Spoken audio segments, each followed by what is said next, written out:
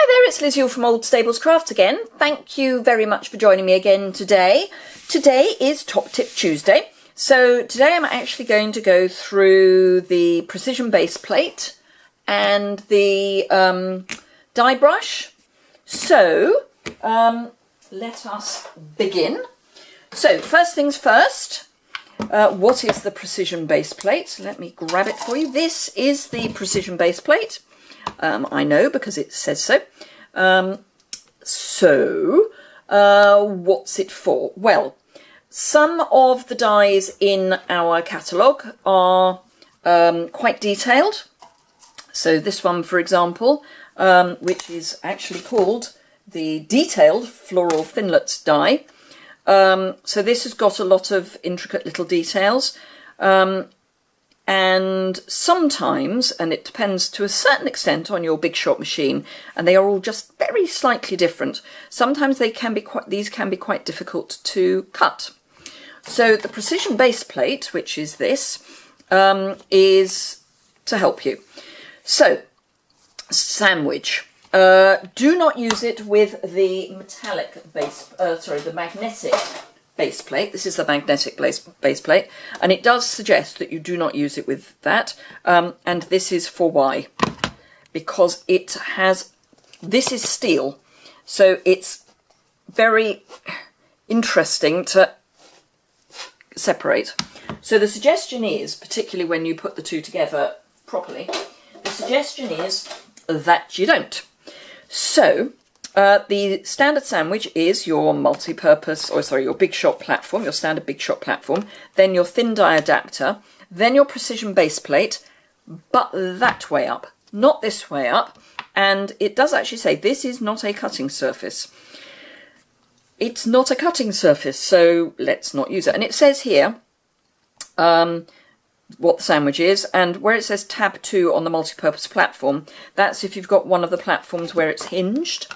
Because the thin die adapter would be hinged.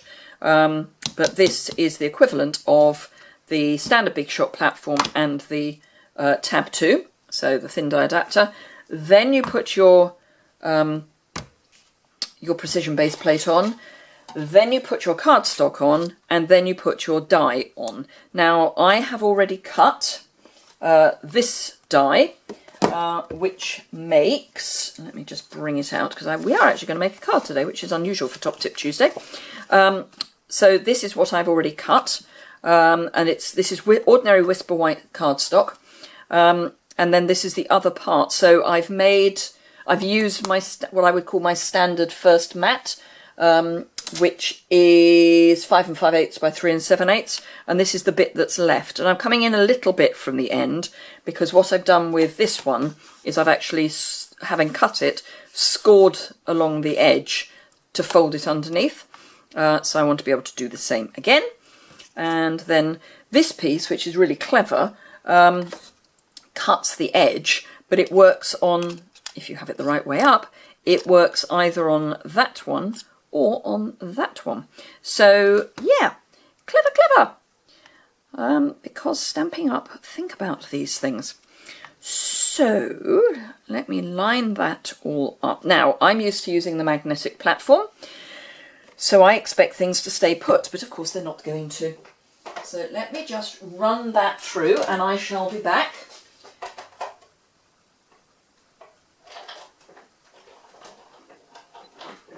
And there we go.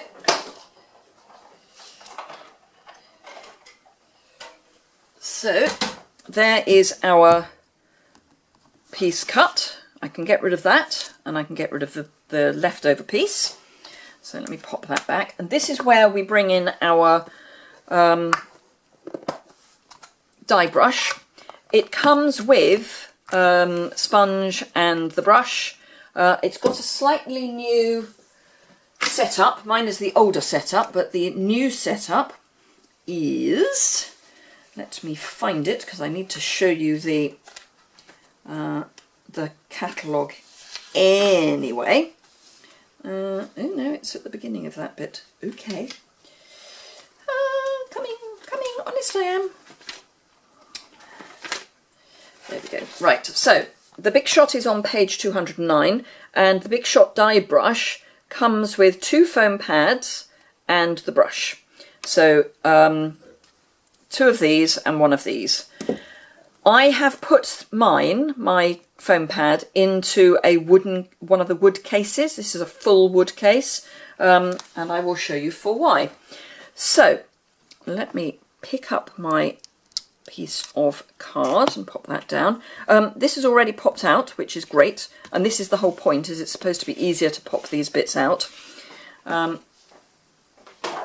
So die brush, and then just run my die brush over the back of the card whilst it's still in the die, and it just helps to loosen all these bits. And you will see, and I mean there are always a few bits left, but it's much easier than poking them all out bit by bit, although I am going to have to poke some of them out, but it helps them on their way.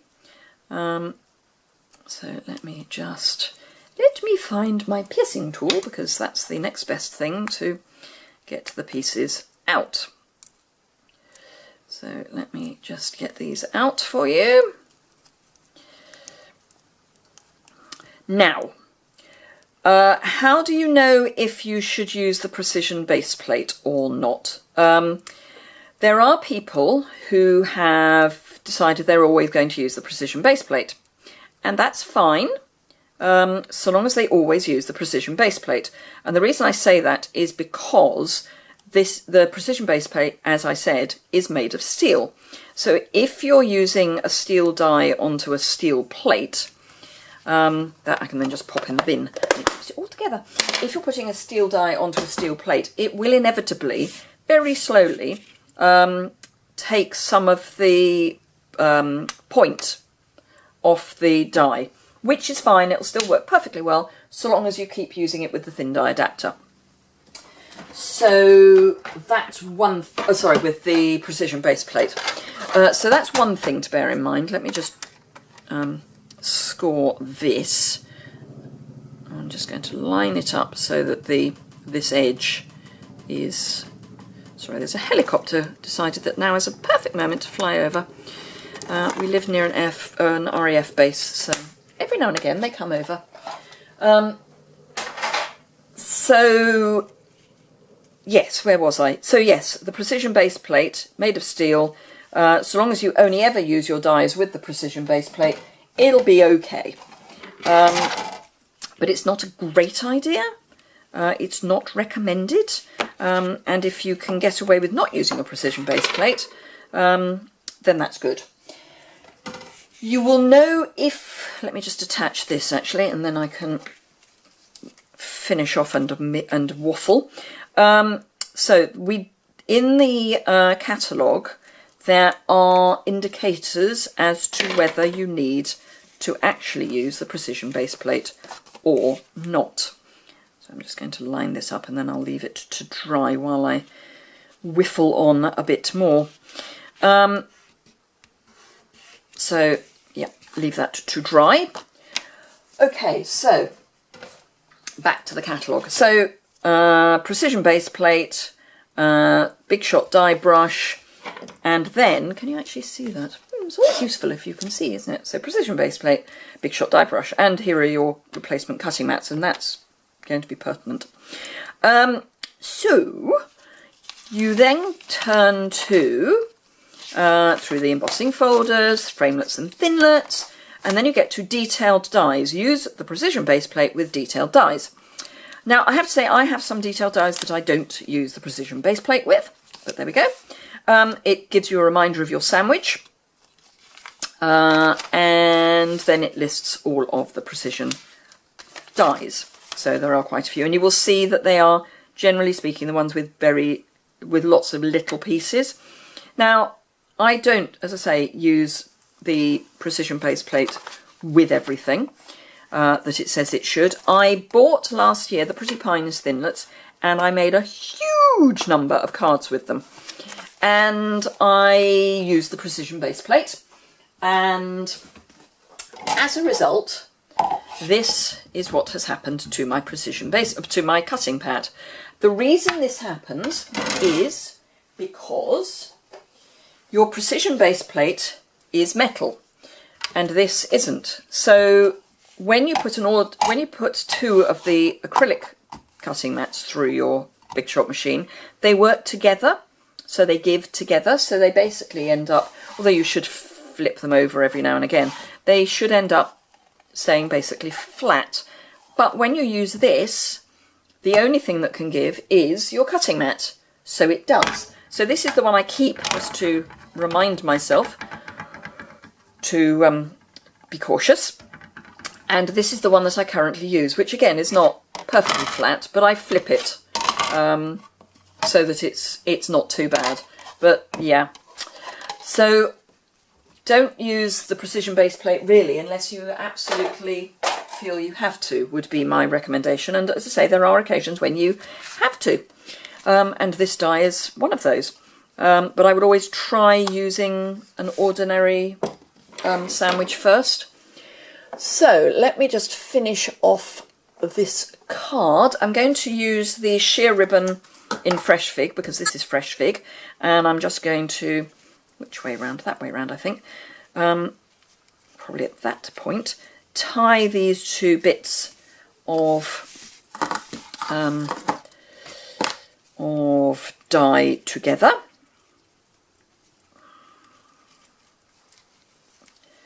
And I seem to be all fingers and thumbs today, which does happen every now and again. And today is one of those days. So let's see if I can untangle myself. I'm mentally tangled. That's the problem. I don't know why, but there we go. This is probably going to end up the wrong way up, but such is life. Yes, it is. Okay, now what I want to do is I've already stamped a happy birthday onto a label with the lots of lovely labels, or whatever it's called, stamp set. I will go through that in a minute. And I'm just going to, didn't want to do that. Really didn't want to do that. I'll tell you what, let's cut that, and then it might make more sense. There are moments, really there are moments, because that's when that wants to go on. What I should have done, of course, is put the linen, the baker's twine on afterwards, and that would have been so much easier. But why make life easy for yourself when you're shooting a video, when you could make your life difficult? It's so much better if you make your life difficult. So let's try this again. I want that to be on the loop. And then this can make my bow. I'm really fingers and thumbs and no brain today. Part of the reason is because I am very lucky. My parents are coming to stay this weekend, when you see this, last weekend. And then I've got a workshop yesterday, and I'm up in London meeting some people today, which means I'm trying to get ahead, and therefore obviously things are going wrong. So that is that. Right, this is an ordinary thick whisper white card base, and I am, for the sake of speed, going to use some fast fuse, because fast fuse is fast, just to adhere that. I don't need as much as I'm using, but there we go. 'Twas ever thus. Pop that onto my card base, and then grab a dimensional, which I know I had just now. There we go. One dimensional just for the back of my label, so that it doesn't actually flop around, because that will drive me berserk. Let's try getting it so that it's not quite so twisted. And in fact, I can probably get the knot so that it's behind.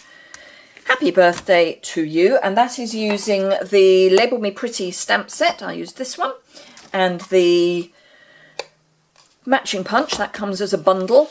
And as I say, that's just using Fresh Fig, so it's all coordinating. So it's a kind of monochrome Fresh Fig ribbon. Dum-dum. So there you are, the precision base plate, and even a project. So I hope you found that useful. Say the precision base plate has its place. The die brush definitely has its place, and don't just think precision base plate and die brush. You can use it for any dies where there are little bits.